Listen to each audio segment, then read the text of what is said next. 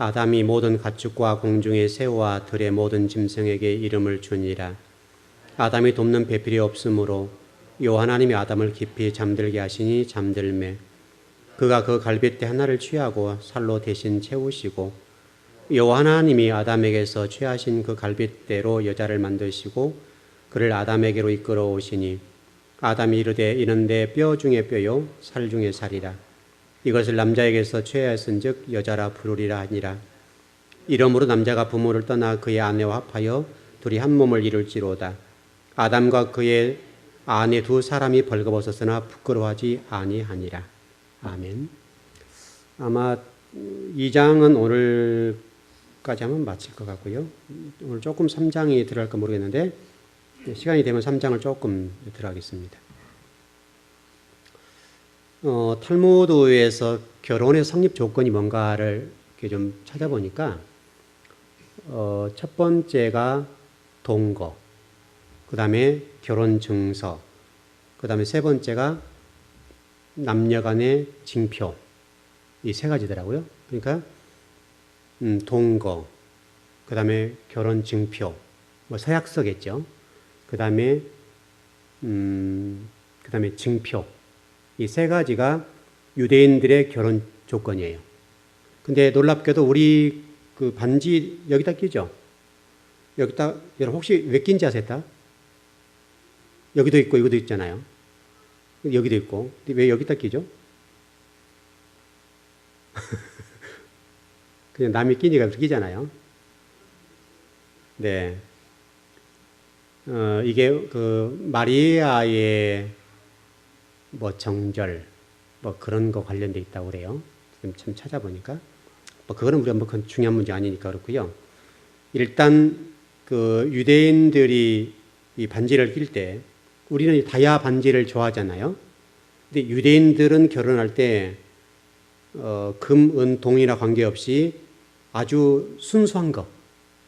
금이면 금, 은이면 은, 동이면 동으로 다른 것이 전혀 들어가지 않는 거.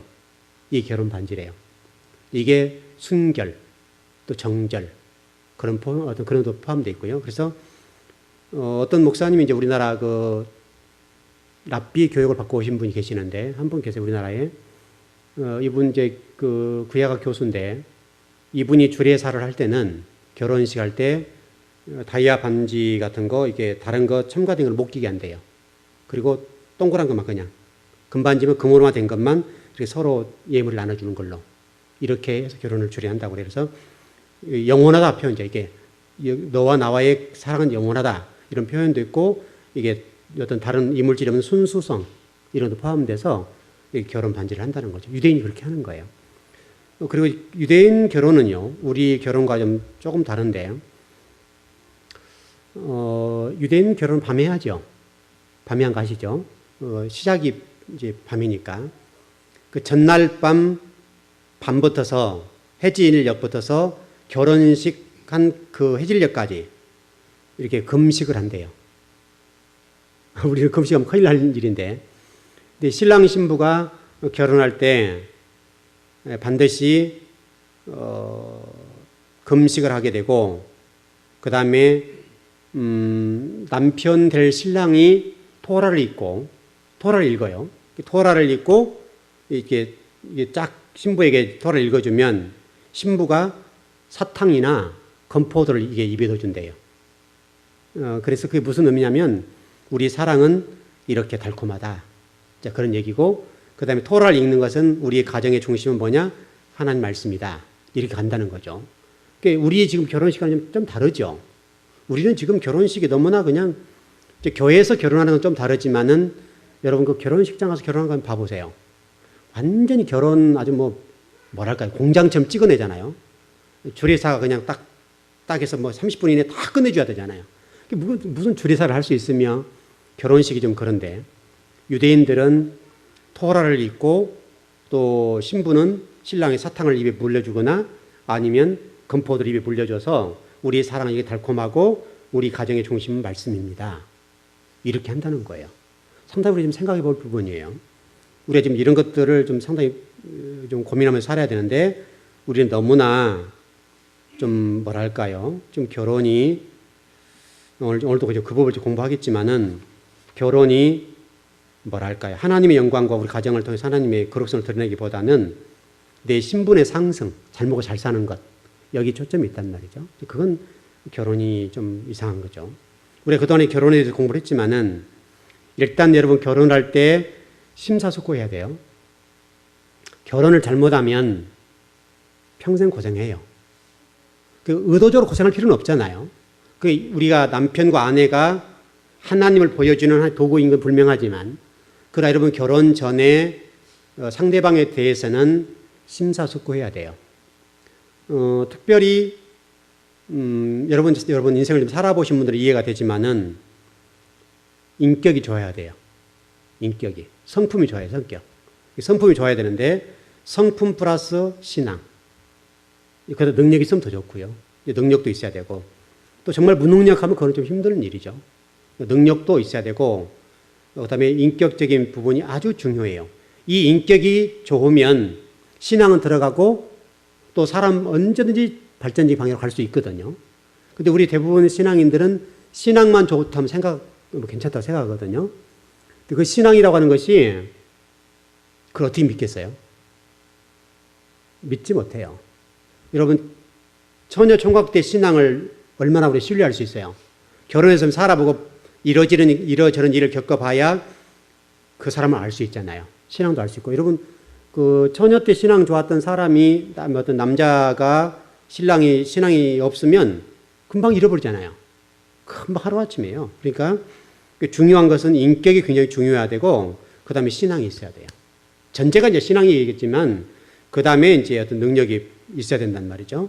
이런 것들이 없으면 아주 결혼 생활하는데 어렵다고요. 여러분, 일단 남자들은 좀 능력이 있어야죠. 능력이란 말이 돈이 말하던 말이 아니라 정말 내 가정은 부양해야 된다는 그런 정말 책임감. 이거요. 남자들이 뭐 부모를 잘 만나서 잘 살 수 있고 못 살 수 있는데 그보다 더 중요한 것은 그것은 부모 문제잖아요. 부모 문제니까 우리가 그거 어떻게 할 수 없는 부분이니까 남자들이 좀 부지런하고 좀 일을 어떤 가정에 책임을 지는 그런 가정. 그건 굉장히 중요한 거잖아요. 제가 오늘 좀 인터넷을 뒤져보니까 노얄 패밀리라고 그 연예인 가운데 몇 사람 나와 있대요. 근데 지금 그 30대 초반 중반 되는 우리 연예인들 가운데 400억대, 500억대 유산을 물려받은 탤런트들이 있더라고요. 근데 그 아버지들이 이제 굉장히 재력 있는 사람들이죠. 회장들, 또 뭐 부회장들 이런 사람들의 아들들인데 아들들이 물려준 재산이 400억, 500억. 그래서 노얄 패밀리라고 그래요. 우리나라에 몇 사람이 있더라고요. 그렇게 태어나면 뭐 금수저를 물고 나온 거죠. 좋지요. 그럼 좋긴 좋지만, 그러나 뭐 꼭 그렇다 행복한 건 아닌 것 같고요. 일단 있으면 좋지만은 우리 믿는 사람들 가운데 우리가 그게 목적은 아니니까 좀 공부를 해봅시다. 우리 지난주에 이 부분 공부했어요. 우리 지난 그 주일날 오후에 이 공부했는데, 배우자가 모자람이 없고 완벽한 남편과 아내라 한다면 그 속에서 하나님이 우리에게 이루시려고 하는 인내나 사랑이나 용서나 또 그래서 뭐 갈라디아 5장에 나와 있는 이 성령의 9가지 하나님 성품을 드러낼 수 없다고 그랬죠. 그러니까 하나님 우리에게 이렇게 붙여주시는 경우들은 이 땅에 사는 사람들 가운데 완벽한 사람은 없잖아요. 누구나 할 것 없이 나름대로 다 장점, 단점이 있는데 장점은 개발하면 더 좋고 단점들은 서로 덮어줘야 되는 거죠. 덮어주는데 그것을 통해서 내가 인내를 배우고 그것을 통해서 용서를 배우고 사랑을 배우는 거죠. 이게 가정인 거예요. 이게 가정이 어찌 완벽하게 되면 거기서 인내, 사랑, 용서가 나오고 또 원수를 사랑할 수 있는 일들이 나오겠어요. 그러니까 여러분 하나님 우리에게 가정을 주실 때는 그 가정을 통해서 우리를 훈련하는 거죠. 나를 훈련해서 하나님 성품을 닮아가도록 하는 거니까 얼마나 그 과정 속에 속이 상하겠어요. 때로는 속이 문드러질 일이 많잖아요. 그 남편과 아내가 살다 보면 왠지 모르게 좀 마음에 안 드는 구석이 있겠죠. 그것 때문에 힘든데 그 힘든 것들 때문에 우리가 기도하게 되고 그것들 때문에 우리가 사람이 되어가는 거예요. 사람이. 그 과정에 날마다 싸울 수는 없잖아 우리가. 날마다 싸울 수 없으니까 좀 참아보고 또 참아보고 속상해도 그냥 화가 나지만 좀 이게 누르잖아요. 그런 과정 속에 우리 용서나 인내력, 또 끈기, 그 다음에 우리 예수님의 사랑들, 또 원수를 사랑하는 것들, 이런 것들 조금씩 좀 넓어지잖아요. 그게 과정인 거예요. 하나님은 그래서 우리에게 결혼이라는 걸 통해서 그렇게 하도록 한다는 거예요. 그래서 결국은 하나님의 거룩을 드러내도록 하는 거예요. 그래서 우리가 천국에 갔을 때에 아버지 앞에 딱 섰을 때 그 아버지 앞에 거룩한 삶을 설 수 있잖아요. 그걸 훈련해 가는 거예요. 그래서 여러분 가정을 주셨어요. 여러분 남편과 아내가 좀 부족한 부분이 있는데 그 부족한 부분은 여러분을 훈련시키는 거예요. 여러분 교회도 똑같죠? 교회도. 여러분 교회가 말씀을 통해서 우리에게 때로는 주시기도 하고 때로는 우리를 이렇게 찔려오기도 하고 우리에게 어떤 책망이 오기도 하고 때로는 회초리를 오기도 하죠. 그렇게 하는 이유가 왜 그래요? 우리의 어떻든 모난 부분들을 탁탁 건드려 주잖아요. 건드려 줌으로 인해서 내 어떤 모난 부분이 딱 표출된다고요. 나타나게 되는데 그 나타난 부분이 뭐냐면 내 모습인 거예요. 그거를 깎아야 되는 거예요. 그게 교회예요, 교회. 여러분이 교회를 광야라고 그러는데 여러분 그렇다면 누가 여러분을 훈련시켜 주겠어요? 여러분 이런 훈련을 통해 하늘나라의 백성으로 흠없고 점없고 거룩한 백성으로 살아가기 위해서 그 훈련을 받아야 되는 거예요. 그게 교회예요, 교회. 그 때로는 여러분 가장 친했던 성도 가운데 누군가 이런 옆구리 찌른다고요. 그럼 찌르면 왜 그래? 이렇게 이게 아니라고요. 그 찌를 때 팍 튀어나온 거 있잖아요. 그 튀어나오는 것이 내 성품의 한 부분이에요. 그러면 튀어나오는 그 부분은 나에게 지금 결격 사유예요. 하나님이 지금 그걸 나로 하여금 고치길 원하신다고 말씀하는 거예요. 대부분의 성도들이 그러질 않잖아요. 여러분 우리 즐거운교회 성도들은 제가 말씀을 전할 때 여러분 속에 딱 부딪히는 어떤 부분이 있거나 어떤 성도 상호간에 어떤 하나님 교회를 섬기는 동안에 그냥 이렇게 탁 치고 들어오는 거 있잖아요. 찌르는 거 있잖아요. 그 찌르는 것이 무엇이냐면 하나님 나를 고치시기 원하시는 거예요. 여러분 그거 절대 잊으면 안 돼요. 그런 걸 통해서 여러분을 하나님이 빚어가시는 거예요. 여러분 가만히 있으면 우리가 빚어집니까? 안 빚어져요. 제가 그 평신도 사역자로 교회에서 한 5년 훈련을 받았는데 우리 예를 들어서 봅시다. 제가 여기서 빗자루를 들고 청소를 한다 합시다. 그냥 청소를 하게 되면 성도들의 기본적인 양심과 신앙의 정신은 같이 빗자루를 들고 청소하는 것이 맞죠? 그런데 그러질 않아요. 성도들 가운데 청소하고 있는데 앞에다가 쓰레기를 버린 경우가 있어요. 그럼 이게 확 올라오겠죠? 근데 그것 통해서 하나님 훈련하는 거예요. 그거 가지고.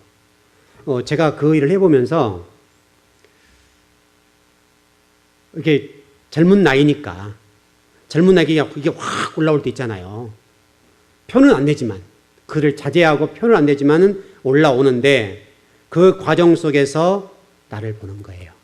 근데 그 5년 동안 그 속에서 저를 빚어가시는데 정말 처음에는요 그 감당이 안 돼서 1년 6개월 동안 제가 잠을 못 잤어요.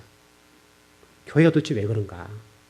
교회에 오면 굉장히 거룩한 사람을 모이는 줄 알았는데 들어와서 보니까 너무나 신앙생활하는 모습과 삶이 완전히 다른 거예요. 완전 180도예요. 앞에서는 막 거룩한 척 얘기하고 예배드리던 거룩한 척 하는데 삶 속에 딱 들어보니까 정말 세상 사람보다 훨씬 악한 거예요. 거짓말도 잘하고. 그러니까 그 모습을 볼 때에 막 이게 어떻게 되죠? 이게 안에서 일어날 거 아니에요. 엄청나게 그게 일어나는데 처음에는 그걸 견디지 못하겠더라고요.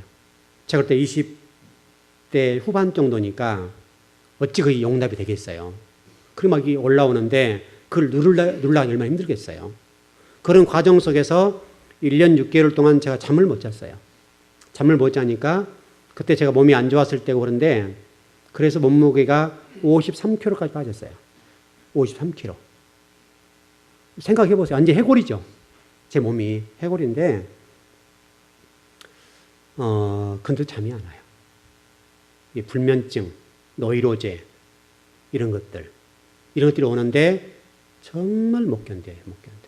견딜 수가 없는 거예요. 이게. 그럼 성도를 보면 아이고 저 가식적인 이런 딱 들어오잖아요.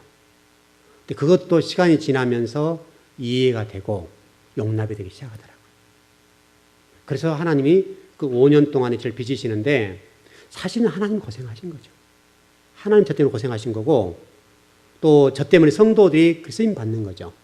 근데 그 5년을 통과하고 나니까 조금 사람이 됐더라고요. 5년 통과하고 나니까. 근데 그 과정은 정말 힘들었어요. 정말 힘들고 교회에서 사례비 받고 산다는 것이 그렇게 힘들다는 것을 알았어요. 여러분들은 사례비 받으면 편하고 좋을 것 같죠? 근데 여러분들은 헌금하면서 교회에서 또 야단도 맞잖아요. 때로는 목회자 앞에. 근데 여러분 훨씬 복이에요. 하나님 물질도 드리면서 또 예배 드리고 때로는 하나님의 주의 종들을 통해서 여러분의 어떤 모난 부분들을 책망하실 수도 있지만은 그러나 사례비 받으면서 교회에 사역하는 그때의 제 생각은 야 이거 못할 짓이다. 그 생각이 들었어요. 그 생각이. 그때 뭐 여유 있어요 그게? 여유 있게 사례비를 주면서 그런 것도 아니었잖아요 그때. 그래서 사례비 정말 가정 겨우겨우 이렇게 돌아가는데 그거 받아가면서도 너무너무 힘든 거예요.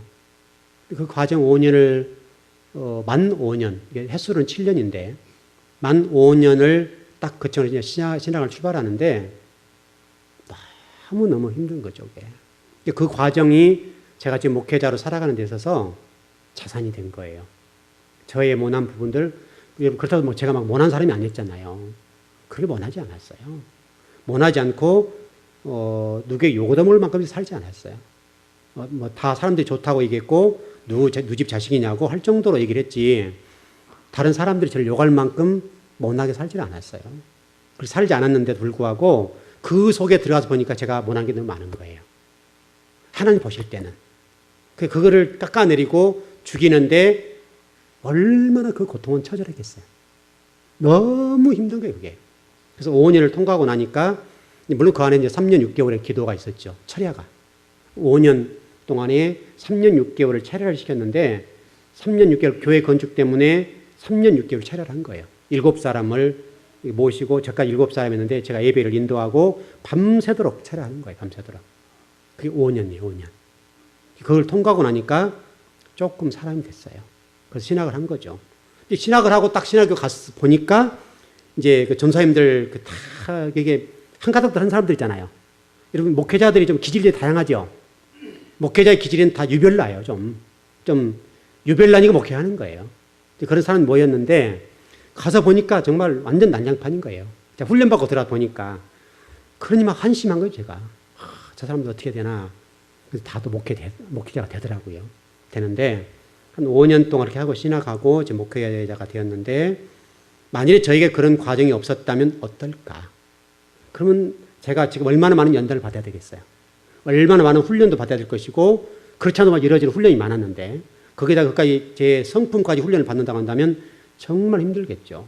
근데 과거에 신학하기 전에 그걸 훈련을 받았기 때문에 여러분들을 제가 용납하고 가는 거예요. 이해하고 가는 거예요. 그게 놀라운 일이에요. 놀라운 일.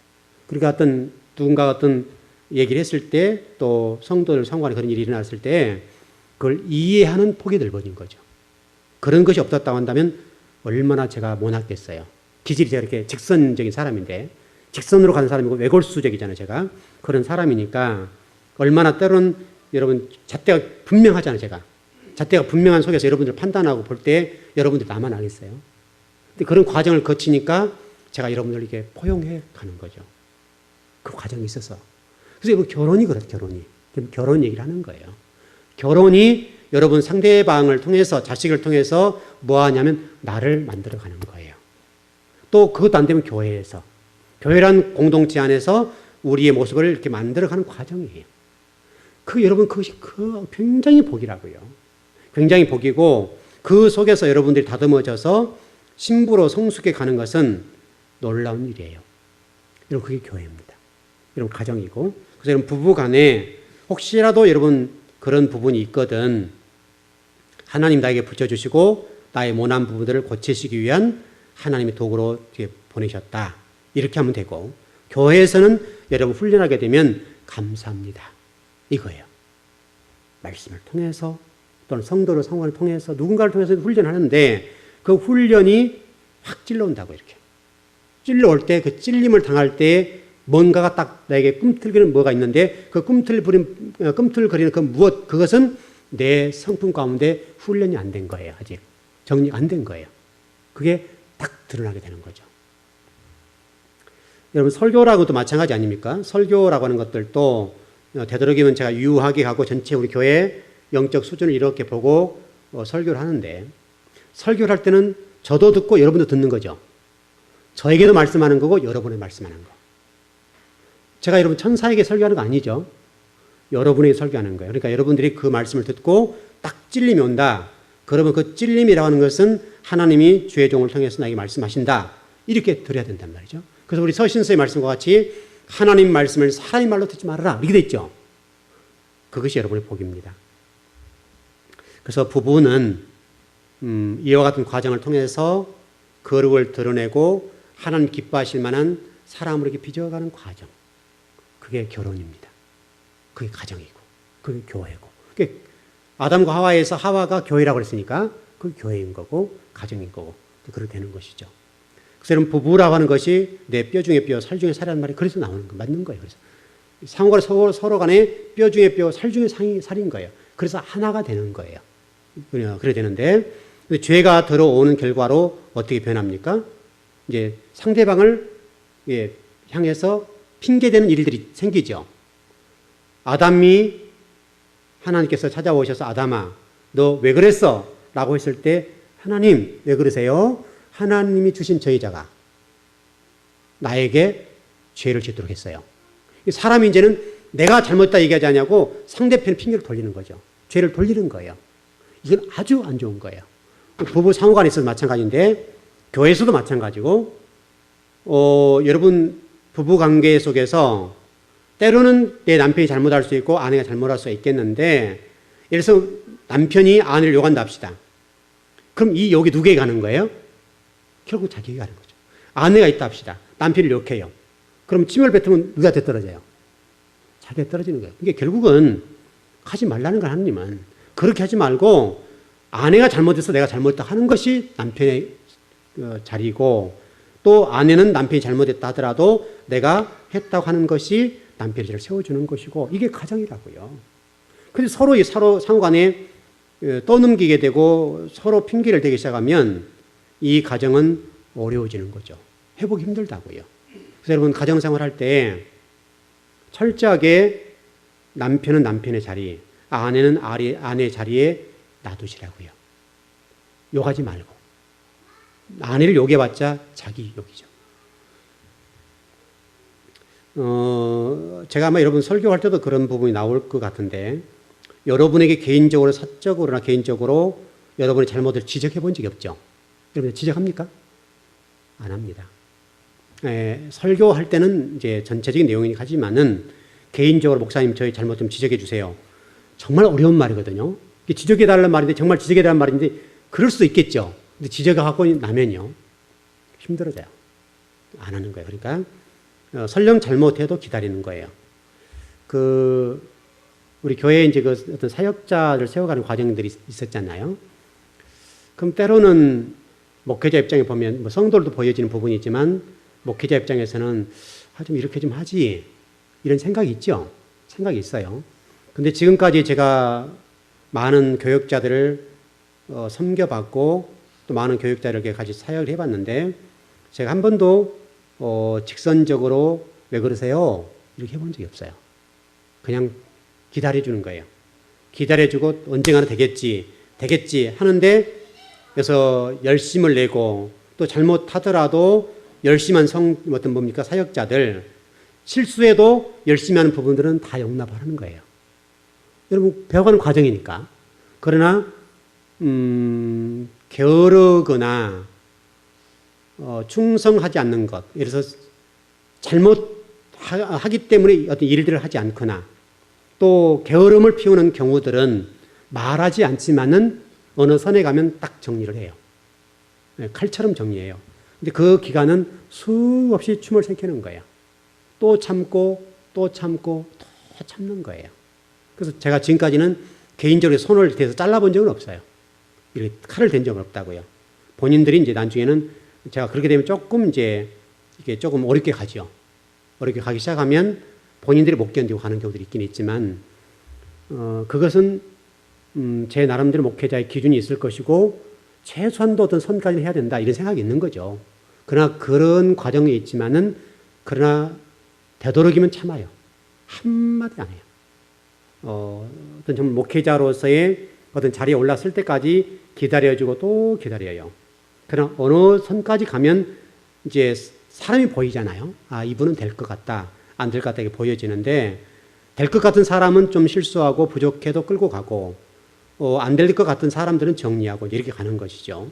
그러니까 여러분 상호 간에도 동일할 겁니다. 성도 상호 간에는 제가 예를 말씀드렸던 것처럼 성도들 잘못을 지적하면 안 돼요.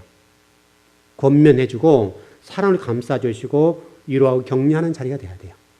성도 상호 간에는요. 그렇게 해주는 것이 여러분 유익하게 돼요. 아담과 하와가 핑계대는 이 과정을 통해서 한 가지 무너진 것이 있는데 뭔가 하면 하나님의 통치권이 상실됐어요. 하나님의 통치권. 하나님의 통치권이 상실됐다는 사실은 아주 놀라운 일이에요. 그래서 하나님의 통치권이 이 일을 통해서 박살이 났어요. 이것은 우리가 아주 유념할 필요가 있어요. 자, 하나 좀 더 정리해 봅시다. 부부라고 하는 것이 한 몸이야 되는데 두 몸이 되고, 최근에 결혼들이 이렇게 좀 가는 것 같아요. 상대방을 통해서 좀 유익을 얻고, 이런 표현하면 좀 너무나 거친 표현인지 모르겠는데, 여러분 거머리 있죠? 거머리는 딱 달라붙어 피를 빨아먹죠? 거머리. 마치 이런 존재가 결혼 같아요. 지금.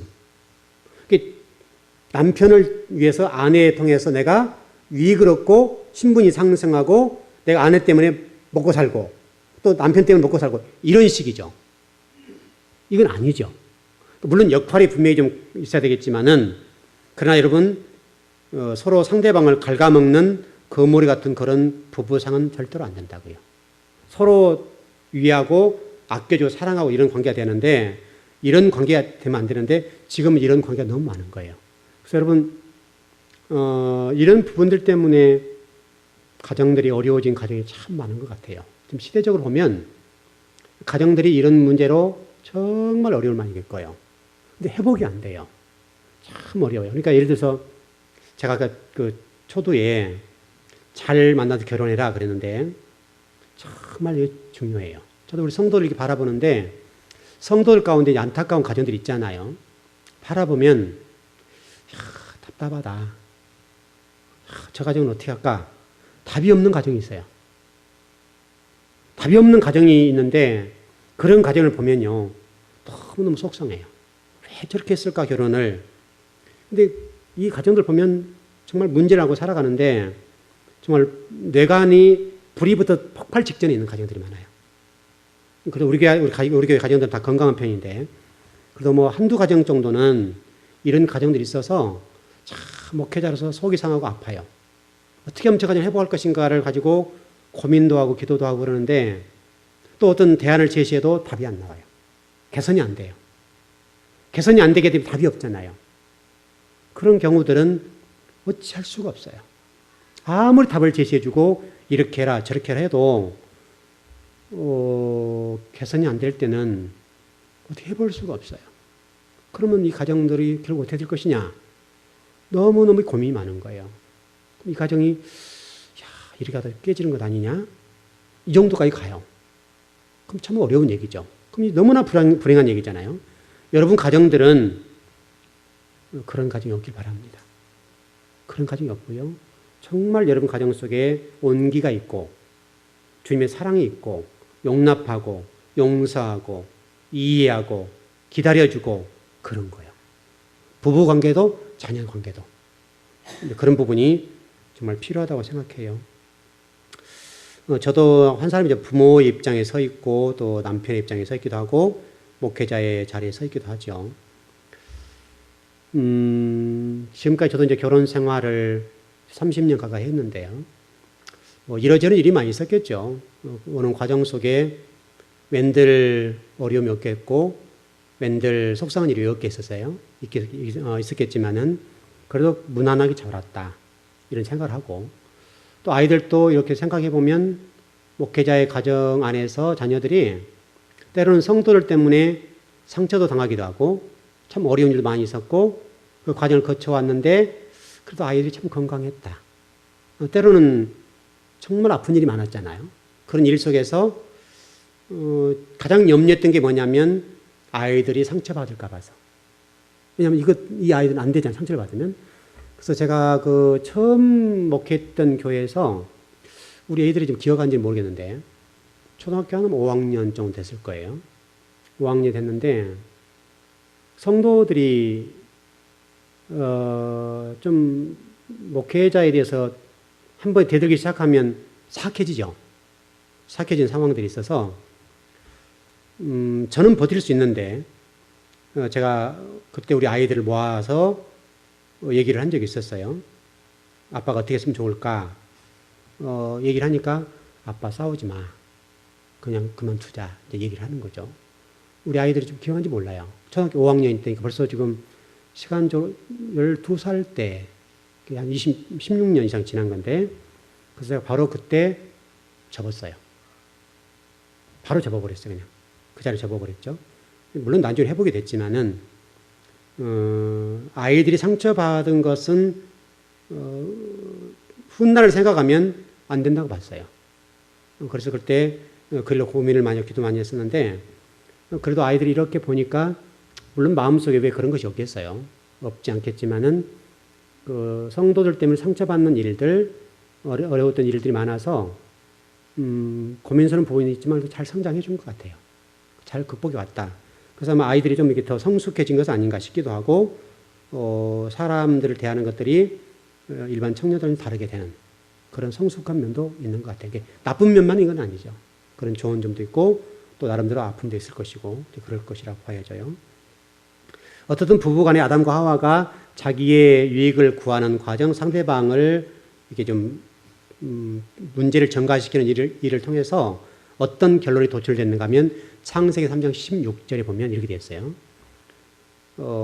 다스리다 라고 하는 말씀이 나와 있는데 이 내용이 뭐 장악하려고. 부부간에 서로 장악하는 존재. 남편은 아내를 장악하고 아내는 남편을 장악하려고 하는 이런 단계로 발전하는 거예요. 이건 불행한 일이에요. 그런데 에덴 동산에서 이것이 있었다고요. 여러분 가정 안에는 좀 내가 낮아지고 좀 억울한 일이 있다 하더라도 아내가 남편을, 남편이 아내를 장악하는 단계는 가지 마세요. 주도권 싸움에 있어서 장악하는 단계 이건 아니에요. 혹시라도 여러분 남편이 아내가 얘기를 하면 그냥 알아서 이렇게 하는 경우가 있을 수 있잖아요. 그것은 여러분 남자들이 몰라서 그런 것 아니에요. 다 알아요. 알지만은 가정의 평화를 위해서 모른 척 해주고 가는 거예요. 아내도 마찬가지겠죠. 이게 가정이죠. 그러니까 여러분 상호간에 장악하거나 다스리려고 하는 관계는 안 돼요. 그러니까 우리나라에 가부장적인 그런 생각들이 많이 있어서 다스린다라고는 장악한다는 개념이 많아요. 한국 남자들 입장에서 이거는 건강한 가정은 아니다 싶습니다. 남자들이 없어서 그 부분은 더 할 필요 없겠네요. 그럼 여성들 입장에서만 한다면 일단 남자들 또한 가정에 돌아오면 말을 안 하지 잘. 그럼 아내들은 이제 남편 돌아오면 말 좀 해, 말 좀 하잖아요. 그 남자들은 실질적으로 그 회사나 직장 속에서 에너지를 다 소모하고 오거든요. 그러니까 아내들이 그 남편을 이해해 줘야 돼요. 이해해 주고 내 남편이 우리 가정을 위해서 이렇게 수고한다. 이걸 인정해 줘야 돼요. 물론 요즘은 이제 부부간에 같이 돈을 버는 경우 많이 있습니다만은 남편들이 그렇게 하는 경우에 아까 옥상에서 좀 뭐죠? 가지 나무나 이제 이것도 좀 뽑고 그 쪽파 좀 심었는데요. 어떤 사람이 SK 스카이라이프? 그거 있죠. 방송국 그런 거. 그거를 이렇게 좀 고치러 왔나 봐요. 저쪽 바로 너머 집인데 이렇게 사다리를 들고 오더라고요. 올라오더만 미친 사람처럼 막 욕을 하는 거예요. 막 욕을 해요. 그래서 저 사람 저 또 뛰어내리는 건 아닌가 그래서 제가 속으로. 근데 알고 봤더만은 스카이라이프 고치는 사람이에요. 근데 이 스카이라이프가 그 안테나라고 합니까? 안테나가 좀 위에 있더라고요. 그 사다리 올라가야 되는 거예요. 그러니까 올라간 게 힘들고 이제 하루 종일 아마 일이 지쳤겠죠. 그러다 보니까 막 욕을 해야 되는데요. 저 사람 미친 사람 아니야? 할 정도로 실성이 욕을 하는 거예요. 그래서 야, 저 남자 참 힘들겠다. 저 부부 참 큰일 났다. 오늘쯤 싸우겠네? 이런 생각이 들 정도로. 이제 그런 경우에 남편들이 들어갔을 때에 아내들이 당신 고생했어. 우리 가정을 얼마나 돈을 벌고 고생했냐. 이렇게 하면 딱 풀어지는데 이제 아내가 많이 들어가가지고 또 한 잔 더 하고 들어갈 거 아니에요. 또 들어갈 때. 그럼 왜 한 잔 했어? 우리 가정은 이제 밥도 못 기다리고 있는데 이러면 이제 딱 부딪혀버린 거죠. 그럼 속상한 일이 있기 때문에 그런가 보다 받아들이면 되는데 얼마나 속상해. 하여튼 뭐가 있는 것 같아요. 그냥 욕하지 않을 거 아니에요. 뭔가 어떤 있어서 욕을 할 텐데 막 욕을 해야 되는 거예요. 막 욕을 해야 되는 거예요. 그 뭔가 좀 불만이 있는 거죠. 지금 그 일에 대해서. 그래서 그냥 일할 거면 좀 웃으면서 하지. 속으로 그랬지만은 그 사람을 생각해 보니까 뭔가 좀 불만이 있구나. 일이 업무가 많았든지 퇴근해야 되니 못 한다든지 딱 그런 시간에 걸렸다든지 이랬나 보다 하고 본 건데 나중에는 다 고치고 가지는 가더라고요.